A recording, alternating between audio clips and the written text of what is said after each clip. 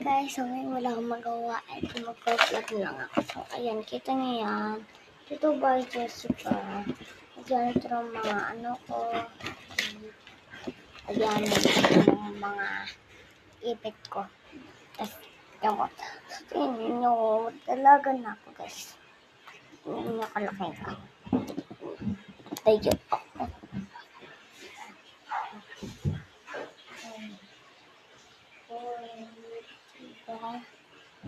Diba guys, tali muna tayo buhok.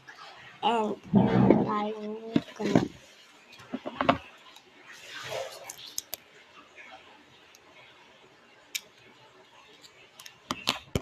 Guys, ayaw na matanggal. Wow.